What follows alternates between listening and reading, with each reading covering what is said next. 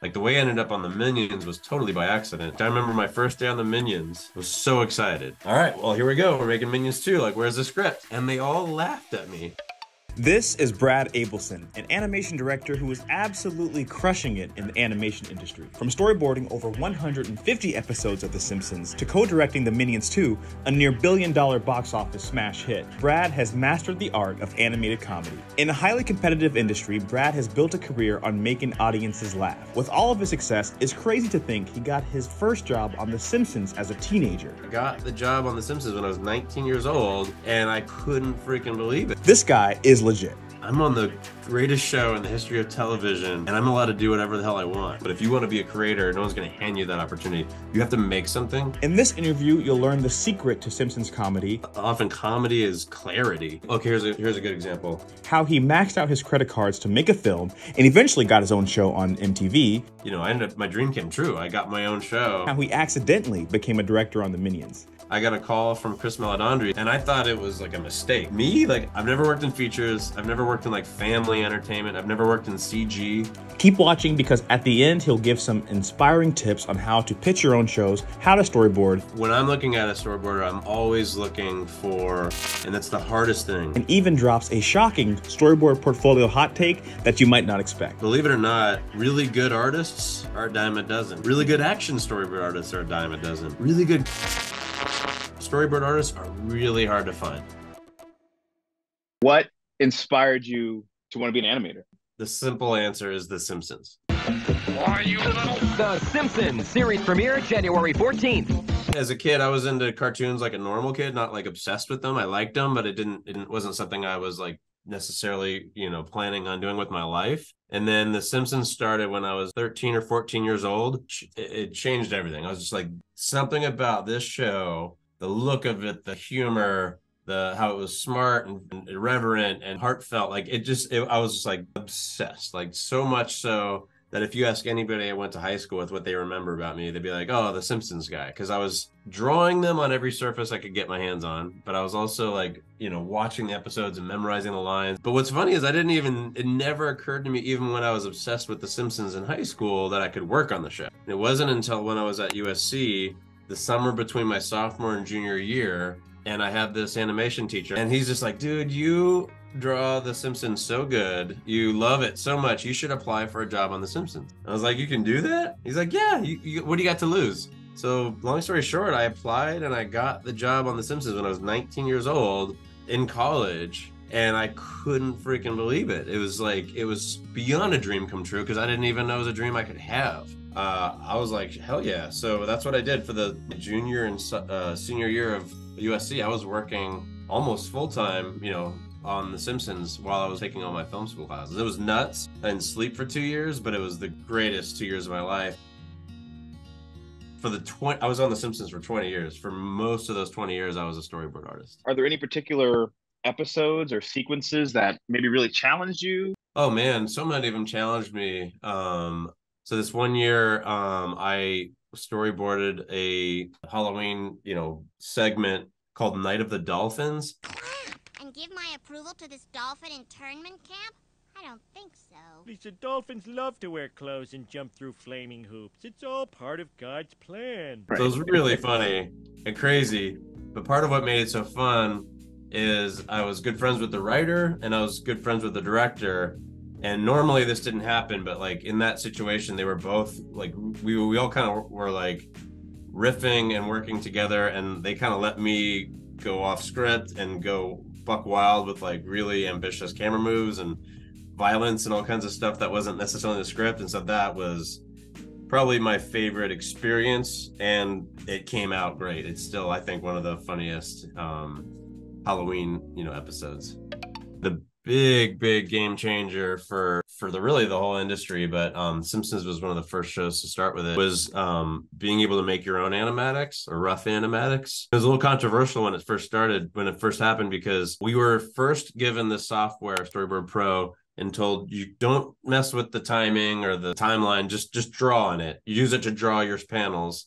It's a nice efficient way of organizing your panels, and then we'll send it to the editor and let them do their thing like they always do. Well, me and this other storyboard artist named Lucas Gray, we shared an office, and at the time we were pretty young and ambitious and eager to please. We were just excited at the like potential of the software where you could bring in the audio and actually like work to the audio and plot out little camera moves and see it in real time. And so even though they told us not to, we took this one episode and we just made animatics, and we didn't tell anybody until our storyboard meeting. And when we went in there, we still had the paper version that we printed out, you know, so we didn't want to like get fired or anything. But we also brought in the QuickTime on our laptop, and we were like, hey, like, I know you didn't ask us to do this, but like we couldn't help. We got excited. Like here's like a rough animatic, and the timing was rough. We weren't like trying to make it perfect. We pushed play, and you just saw an animatic. Like it was very obvious when stuff was working. Like when camera moves, poses were hitting on the right, you know, moments, it just felt right. And like we didn't have to talk about it because it was just working. And then when something was a little weird, we'd stop the movie and we talk about it. But we ended up having such a fast meeting that the directors were like, why isn't everybody doing this? And we were like, yeah, they can.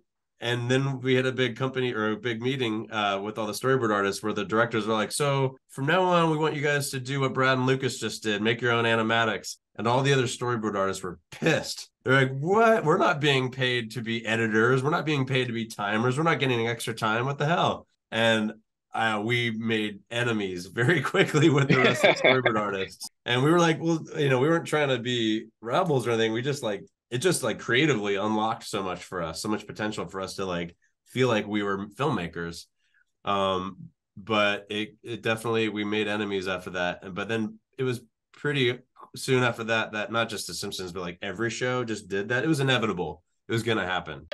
I'd say after about 5 years on The Simpsons of just loving every minute of it and absorbing all this information and pinching myself every day that I was working on my favorite show. So after about 5 years that I kind of got that itch that, okay, I feel like now I have like a good handle on this. I want to do my own show. I want to be the Matt Groening. So I began developing my own idea for a show. And I did what I would recommend anybody does who's trying to break out from just, you know, not that there's anything wrong with just being a storyboard artist on a show, but if you want to be a creator, no one's going to hand you that opportunity. You have to make something. So I decided to make a short film. I made a really ambitious short film. I decided to make a kind of a hybrid live action animated short. It's called Save Virgil. It's on YouTube. It's very, very dirty. But this short film was essentially a pilot for a show I wanted to make about a cartoon kid that's born in the real world. And I made this short film as like a 10-15 minute film that was, it turned out to be extremely ambitious and extremely expensive, but man, it was a great experience.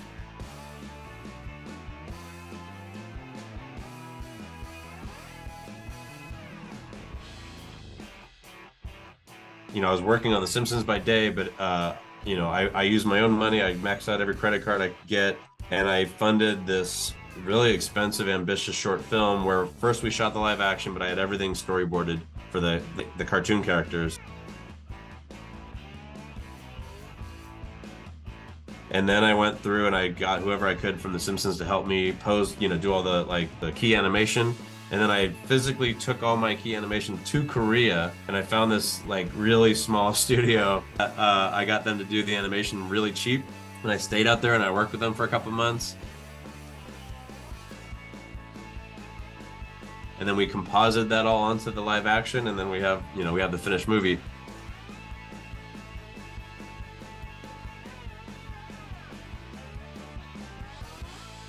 I'm making it sound really easy, but it was like a 2 or 3 year massive undertaking that nearly killed me. It was so crazy. I learned so much, and I had to do that in order to like learn the whole process. Like when you work as a storyboard artist or an animator, that's just one small part of the big picture. But when you make your own film, you learn it all. And so it was a great experience. And it did exactly what I was hoping it would do. Is it got me some attention as someone with a vision as a director. And I got a pilot deal to make this Save Virgil as a TV show. It never ended up going to series, but it got me in the door. You know, it got me agents. It got me meetings with other producers.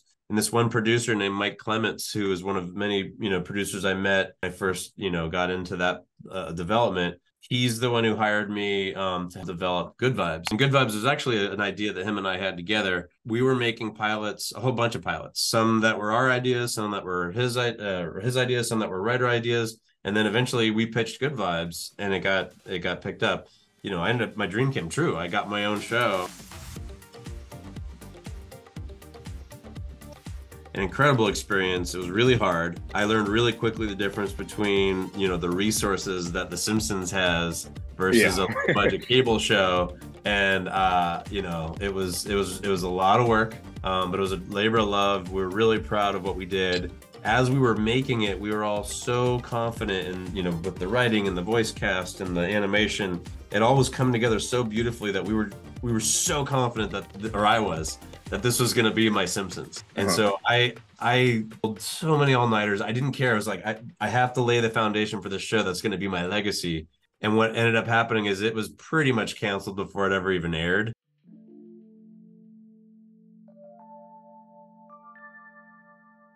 There was a bunch of politics that were outside of our control with MTV and with some of the shows that we were paired with. They aired, but like they got no promotion whatsoever, so no one even knew they were existed pretty much. And so this opportunity of a lifetime, that as exciting as it was also like devastating.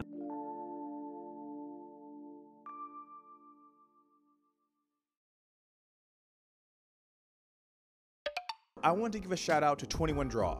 If you don't know, 21 Draw offers online courses and books on how to be a better artist for students at all skill levels. And all their courses are taught by some of the best artists in the world. You can take classes on character design, animation, background design, even promoting your stuff on social media. It's fantastic. Check out 21 Draw with the link below to help support the channel.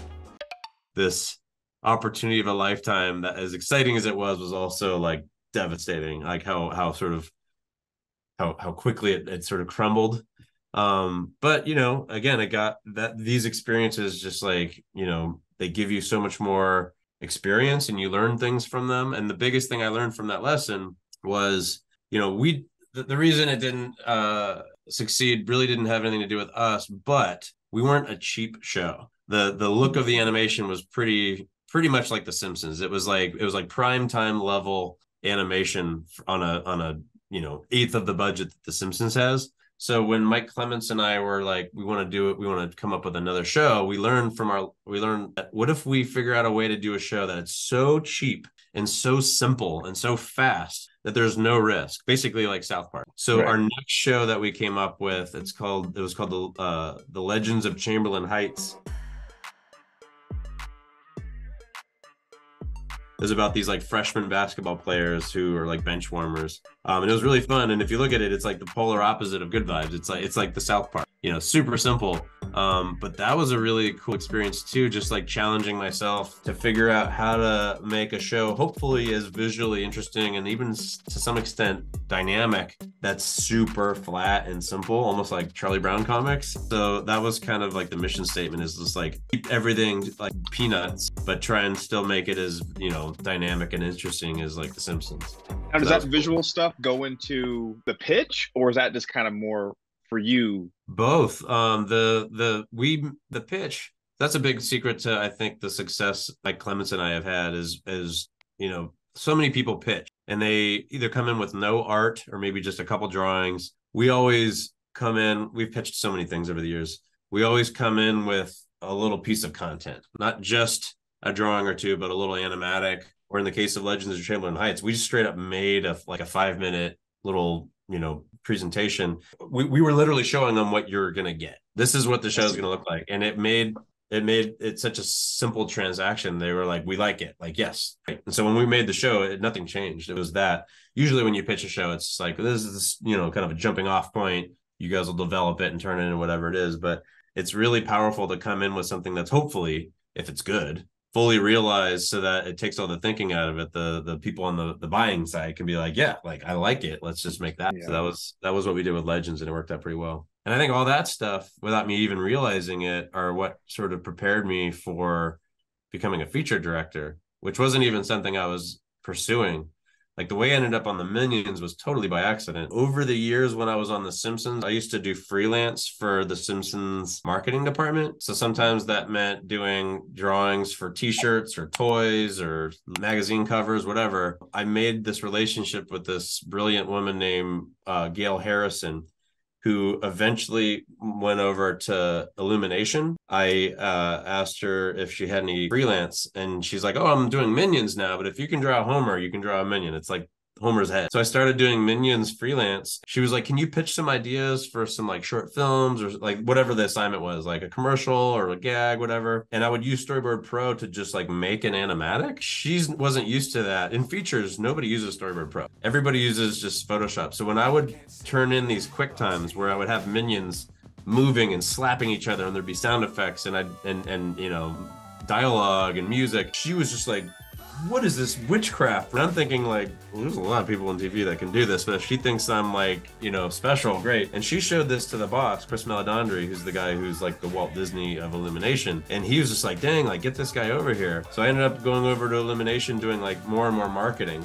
And I think that my superpower was making animatics. Couldn't believe it, but like a couple years after doing that, just like freelance, I got a call from Chris Maledandri saying like, hey, we're looking for a co-director for Minions 2. And I thought it was like a mistake. I was like me? Like, I have no business co-directing a feature. I've never worked in features. I've never worked in like family entertainment. I've never worked in CG. And he's like, "That's okay. We just need comedy. We need funny, fresh, new ideas. And you've shown that you can generate a lot of new ideas with your little fancy Storyboard Pro software." That's how I got tossed into it. It was totally unexpected, but life-changing. Talk about being in the room with like the most interesting people. I got to be in the room with Chris Maledandri, who's this, I really truly believe is the Walt Disney of our generation. The guy's brilliant. Being with him was amazing. Working with the other directors was amazing. Working with the greatest storyboard artists in the world. I got to be in the room as they were directing. You know, we were directing Steve Carell. I got to direct half of the actors.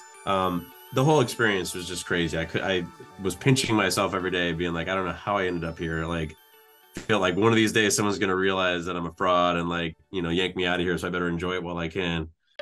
Obviously, you came in with that TV superpower of animatics. What else have you noticed was kind of different? Oh man, that's a great question, and it's very different. The biggest difference between, I wouldn't say all TV, but like primetime TV and features is in primetime TV, Simpsons, Big Mouth, BoJack Horseman, we have a really brilliant script that's really tightly written before we ever start, and you stick to that script. There may be a couple little opportunities here and there to add a joke, or certainly later the writers will make some changes, but for the most part, that script that you get on day one is 90% of what shows up on TV. And it has to be that way because like they're making 22 episodes a year and things just have to move quick. In features, there's barely a script. I was shocked. I remember my first day on the Minions, was so excited. I was in the meeting with Chris Maledandri and the other director and the writer. I introduced myself and was like, "All right, well, here we go. We're making Minions 2. Like, where's the script?" And they all laughed at me. Script? New guy thinks there's a script? Like, that's what we're here for, buddy. Like, we're going to figure it out. I'm like,